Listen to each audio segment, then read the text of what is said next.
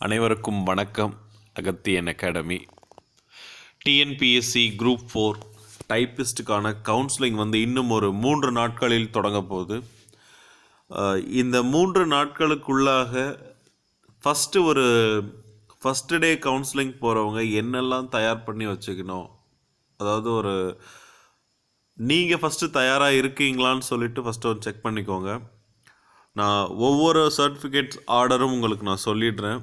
அதுபடி நீங்கள் எடுத்து அரேஞ்ச் பண்ணி வச்சுக்கோங்க.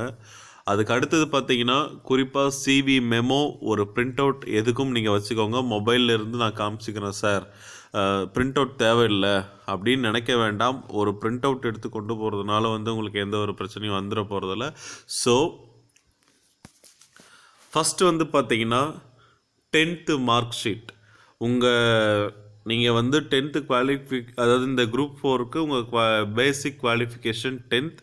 ஸோ அந்த 10th ஒரிஜினல் மார்க் ஷீட், அந்த மார்க் ஷீட்டில் உங்களுடைய பெயர் எந்த மாதிரி இருந்தாலும் அதாவது இப்போ சதீஷ்குமார்னு பார்த்தீங்கன்னா, சதீஷ்குமார், சந்தோஷ்குமார், அப்புறம் சரத்குமார், இந்த மாதிரியான பெயர்களில் குமாரில் சார் எனக்கு இந்த குமாருக்கும் பெயருக்கும் கேப் இருக்குது, என்ன பண்ணலான்னு சொல்லி நிறைய பேர் கேட்குறீங்க.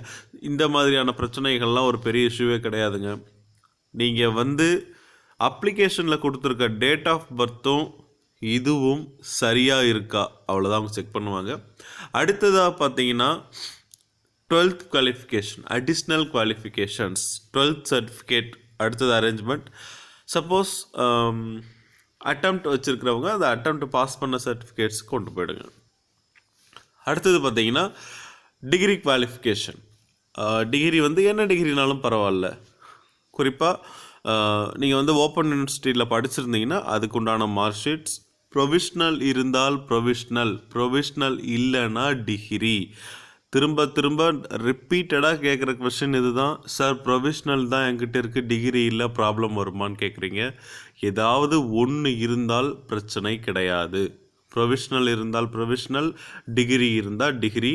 இந்த வீடியோ நான் எதுக்காக திரும்ப உங்களுக்கு கொடுக்குறேன்னா, last time tension, last time பயம், இது எதுவுமே வரக்கூடாது. நீங்கள் கூலாக போயிட்டு அழகாக ரிலாக்ஸாக உங்கள் கவுன்சிலிங்கை முடிச்சுட்டு உங்களுக்கு பிடிச்ச டிபார்ட்மெண்ட் நீங்கள் எடுத்துகிட்டு வரணும். ஸோ அதுக்காக தான் இந்த வீடியோ நான் போட்டுட்ருக்கேன். அடுத்தது பார்த்தீங்கன்னா டைப்பிஸ்ட்டுக்கான சர்டிஃபிகேட்ஸ். வெதர் நீங்கள் ஹையர் லோயர் வச்சுருந்தீங்கன்னா பிரச்சனைகளில் எந்த சர்டிஃபிகேட் டைப்பிஸ்ட் பொறுத்த வரைக்கும் டபுள் ஹையர் வச்சுருந்தீங்கன்னா அதுக்கான ஒரிஜினல் சர்டிஃபிகேட்ஸ், டபுள் லோயர் வச்சுருந்தீங்கன்னா அதுக்கான ஒரிஜினல் சர்டிஃபிகேட்ஸ். நல்லா ஞாபகம் வச்சுக்கோங்க, எந்த சர்டிஃபிகேட் நீங்கள் கொண்டு போனாலும் ஒரிஜினல் தான் ரொம்ப முக்கியம். அதுபோல் எல்லா சர்டிஃபிகேட்டுமே ஒரு 2 காப்பீஸ் ஜெராக்ஸ் போட்டு வச்சுக்கோங்க.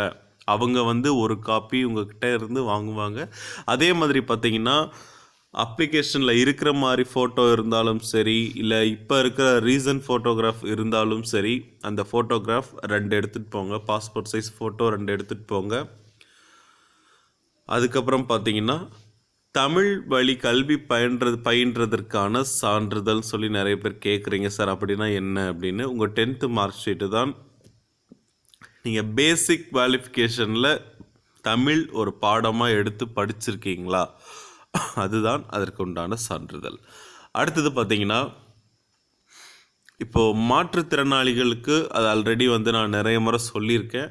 அவங்கள அந்த உங்களுடைய ஐடி கார்டு இருந்தால் போதுமானது. அப்படி இல்லைன்னா உங்களை அந்த 3 பேர் கொண்ட மருத்துவ குழு 40%க்கு குறைவாக இருக்காங்க. அதாவது 40% குறைவாக இருக்கக்கூடாது. 40% தான் உங்கள் டிசபிலிட்டி இருக்குது.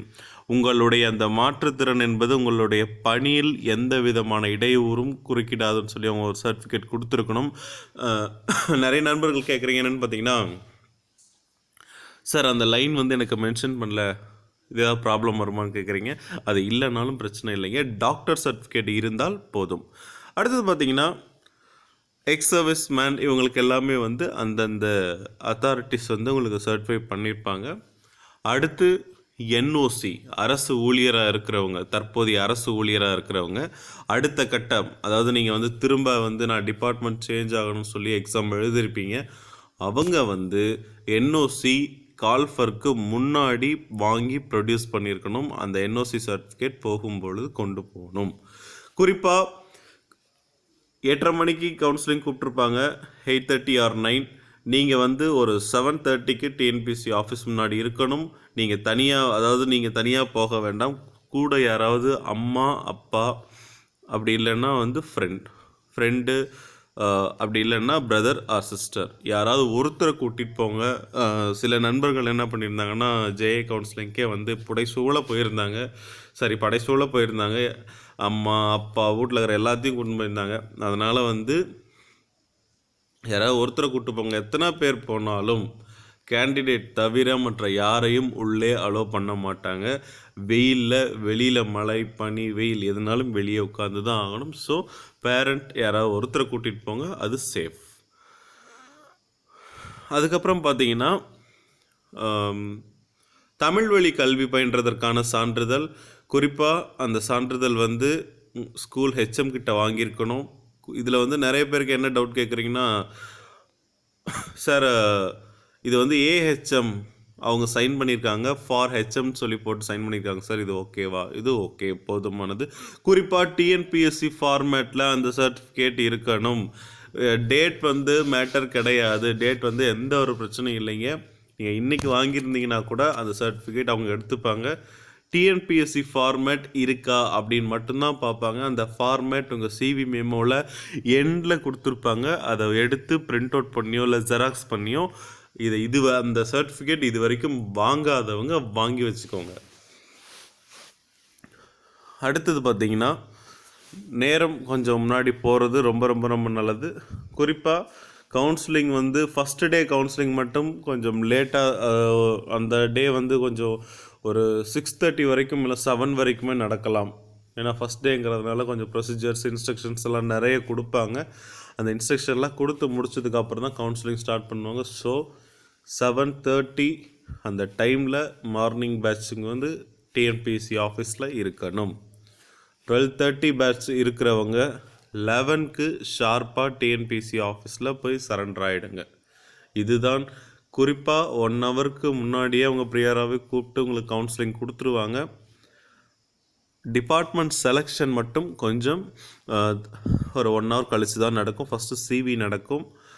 அதே மாதிரி சர்டிஃபிகேட் ஆர்டரும் அவங்க சொல்லிவிடுவாங்க. அதுக்கேற்ற மாதிரி நீங்கள் அடிக்க வச்சுக்கோங்க. First 10th 12th degree 10th 12th community certificate, degree, typist. Degree வந்து நீங்கள் யூஜி பிஜி இந்த ஆர்டரில் அடிக்க வச்சுக்கோங்க.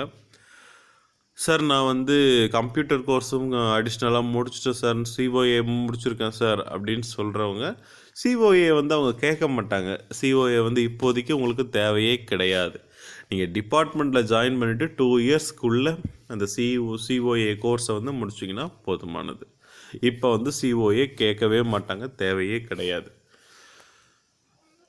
அடுத்து பார்த்தீங்கன்னா, சைன் வந்து தமிழில் போட்டு பழகுங்க. நண்பர்களுக்கு வந்து கேட்டிருக்கீங்க, சார் இங்கிலீஷில் தான் நான் போடுறேன், கவுன்சிலிங்கில் போகும்போது இங்கிலீஷில் போடுறதா தமிழில் போடுறதான்னு கேட்குறீங்க. அங்கே வந்து உங்களுக்கு எப்படினாலும் போடலாம், இங்கிலீஷ்லேயும் போட்டுக்கோங்க, தமிழ்லேயும் போட்டுக்கோங்க, அது பிரச்சனை இல்லை. ஆனால் உங்களுடைய நீங்கள் ஜாப் ஜாயின் பண்ணதுக்கு அப்புறம் தமிழில் கையெழுத்து போட்டால் மட்டும்தான் உங்களுக்கு சேலரி. இது ஒரு முக்கியமான விஷயம். ஸோ தமிழில் கொஞ்சம் கையெழுத்து போட்டு பழகி வச்சுக்கோங்க. இது வந்து ஒரு அடிஷ்னல் இன்ஃபர்மேஷன் தான். அதுக்கப்புறம் பார்த்திங்கன்னா, பர்சனல் கான்டாக்ட் சர்டிஃபிகேட்டில் சார் என்னுடைய டீட்டெயில்ஸ் வந்து ப்ளூ இங்கில் இல்லை பிளாக் இங்கில் ஃபில் பண்ணியிருக்காங்க, கீழே சைன் மட்டும் க்ரீனில் போட்டிருக்காங்க, இது செல்லுமா அப்படின்னு சொல்லி கேட்டிருக்கீங்க. எந்த பிரச்சனையும் கிடையாதுங்க. சர்டிஃபிகேட்டில் சைன் அவங்களுடைய சீல் இருந்தால் எனஃப் போதும். ஸோ கவுன்சிலிங்க்கு ஒரு 3 நாளைக்கு முன்னாடி இந்த வீடியோ நான் ஏன் கொடுத்தேன்னா, நிறைய பேர் டென்ஷனாக இருப்பீங்க ஃபஸ்ட் டே கவுன்சிலிங் போகிறவங்க. அதனால் கொஞ்சம் ரிலாக்ஸ் ஆகட்டும் அப்படின்னு சொல்லி தான் கொடுத்துருக்குது. ஸோ தொடர்ந்து இணைந்திருங்கள். அகத்தியனுடன் நன்றி, வணக்கம். வேறு ஏதாவது கொஸ்டின்ஸ் இருந்தால் கமெண்ட் பாக்ஸில் தெரியப்படுத்துங்க, இல்லைனா எங்களுடைய வாட்ஸ்அப்பில் தெரியப்படுத்துங்க. கடந்த ஒரு 3 நாட்களாக கொஞ்சம் பிஸியாக இருந்ததுனால வாட்ஸ்அப்க்கு எங்களால் ரிப்ளை கொடுக்க முடியல. நாளை மார்னிங் ஒரு 600 மெசேஜ் வந்திருக்கு வாட்ஸ்அப்பில். எல்லாருக்குமே நாங்கள் வந்து ரிப்ளை கொடுத்துருவோம். ஸோ நன்றி, வணக்கம்.